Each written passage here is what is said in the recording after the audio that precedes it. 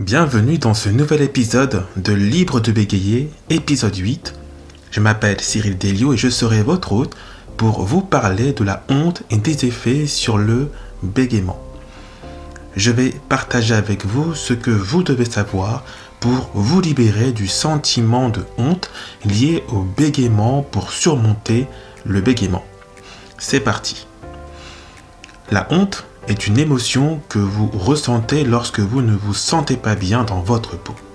Cela se produit lorsque vous faites quelque chose qui, selon vous, révèle publiquement votre faiblesse ou votre défaut et que vous avez honte quand vous bégayez en public. La honte, souvent accompagnée de culpabilité, peut également survenir lorsque vous pensez que vous avez laissé tomber des personnes qui sont importantes pour vous, par exemple.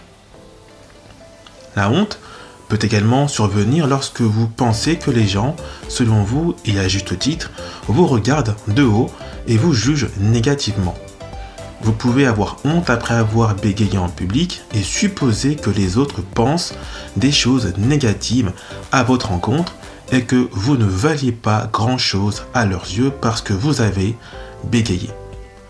Il est important de se rappeler que votre honte ne vient pas de la révélation de vos faiblesses ou de vos prétendues faiblesses, de la déception de personnes importantes ou du mépris des autres.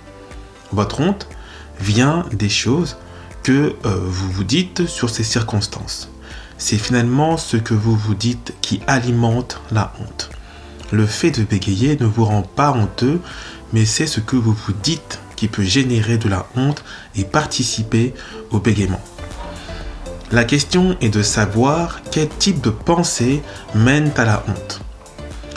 Les deux principaux styles de pensée qui conduisent à la honte sont, pour le premier, avoir une vision rigide et étroite de ce que vous devez et ne devez pas faire.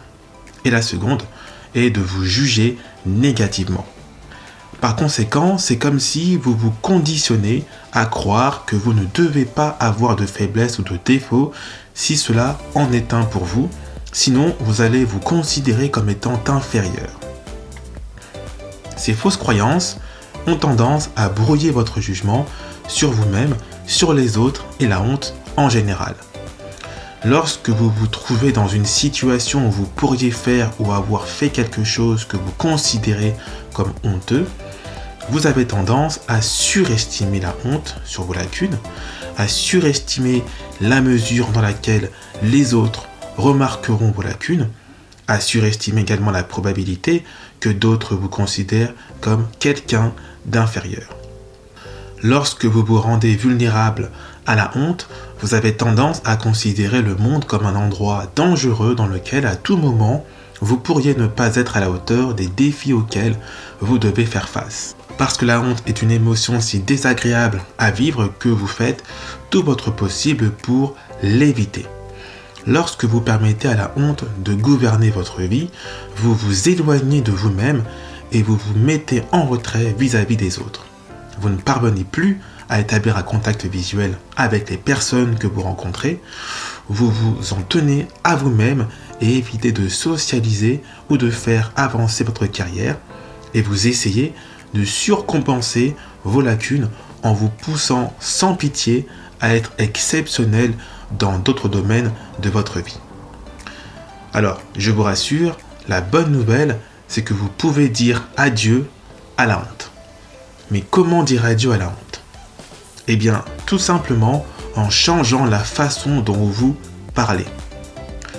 Parce que vous avez écrit le script qui vous fait honte, vous avez donc le pouvoir de changer ce script.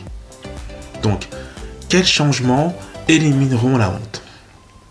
Vous vous souviendrez que la honte vient du fait d'avoir des opinions strictes et étroites sur ce que vous devez et ne devez pas faire. Par conséquent, vous pouvez éliminer votre honte en développant des vues plus souples et ouvertes, en vous abstenant de vous juger négativement. J'ai une question ici à vous poser. Devez-vous parler avec fluidité ou une parole fluide ? Absolument. Pensez-y. Existe-t-il une loi de l'univers qui dit que vous devez parler avec fluidité et ne pas bégayer ? Si vous y réfléchissez bien, vous ne pouvez pas ne pas arriver à la conclusion qu'il n'existe aucune loi qui dispose que vous devez parler avec fluidité ou que vous ne devez pas bégayer. Pourtant, vous vous dites exactement le contraire depuis des années. Vous vous êtes convaincu que vous devez parler avec fluidité.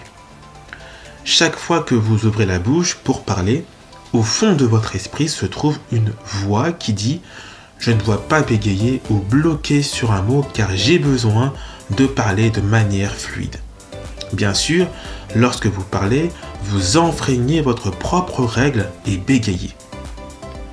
À la suite de ça, l'abaissement de soi commence. J'aurais dû avoir une parole fluide à cet instant. Je n'arriverai jamais à aligner 2 mots sans bégayer.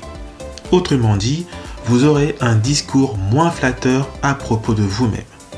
Dans ces conditions, il n'est pas étonnant que vous ayez honte de vous exprimer à l'oral.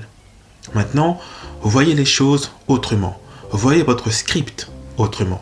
Au lieu d'insister sur la fluidité de la parole, essayez de vous donner la permission de bégayer afin de vous décharger de toutes ces tensions liées à la honte et aux émotions connexes comme l'anxiété.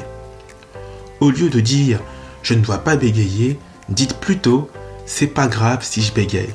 Il n'y a pas de loi dans l'univers qui dit que je dois être parfaitement fluide. J'ai donc le droit aussi à l'erreur. Lorsque vous faites l'inverse de ce que je viens de dire, vous ne détruisez pas seulement votre estime de soi, mais vous brisez tout ce qui fait que vous êtes vous, laissant place à une autre personne affaiblie et tourmentée à laquelle vous vous identifiez désormais. Vous croyez que vous êtes une personne faible et inadéquate, c'est-à-dire quelqu'un qui n'est pas assez bon pour faire quelque chose de bien. Ce n'est pas seulement votre comportement ou votre discours qui est un problème, vous êtes le problème. Ce type de pensée négative néglige ce que signifie être un humain. En tant qu'être humain, vous êtes un organisme complexe avec une variété de différents comportements, sentiments, pensées, accomplissements, traits de personnalité, espoirs et rêves, ainsi que de nombreuses parties du corps. Lorsque vous vous évaluez entièrement comme défectueux parce que votre discours est flou, vous regroupez, vous rassemblez tous ces composants et déclarez qu'aucun d'entre eux n'a de valeur. C'est comme si une partie de vous était égale à vous entièrement.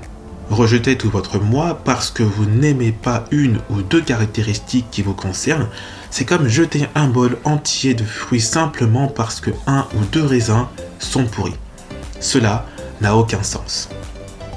Le remède à l'abaissement de soi est de séparer la partie de l'ensemble.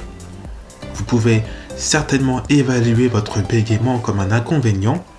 Vous pouvez même détester votre bégaiement, mais en séparant votre bégaiement de vous. Vous pouvez vous accepter et vous approuver tout en n'aimant pas ou en désapprouvant votre bégaiement. Lorsque vous reconnaissez que vous n'avez pas à parler avec fluidité à tout prix et à vous accepter lorsque vous bégayez, votre honte disparaîtra et le bégaiement aura beaucoup moins de poids sur vous et dans votre vie. Donc, au lieu de vous rabaisser et d'avoir honte, vous pouvez vous montrer de la compassion pour vous-même comme pour quelqu'un d'autre dans la même situation que vous. Vous devez savoir que le bégaiement est alimenté discrètement par plusieurs facteurs, dont le fait d'avoir honte. Plus vite ce sentiment disparaîtra ou diminuera, plus vite vous aurez beaucoup moins tendance à bégayer. On arrive à la fin de ce podcast. Dites-moi en commentaire si vous avez déjà ressenti ce sentiment de honte parce que vous bégayez. Et qu'avez-vous déjà fait pour essayer de le surmonter ? C'est tout pour ce 8e épisode. Si vous souhaitez vous entraîner à faire des exercices de diction pour vous aider à améliorer votre façon d'articuler, alors je vous invite à cliquer sur le lien en description sous cette vidéo. Si vous avez aimé ce podcast, je vous invite à mettre un petit pouce bleu et de vous abonner à ma chaîne YouTube pour être au courant de toutes mes nouveautés. Je vous dis à très vite. Ciao ciao.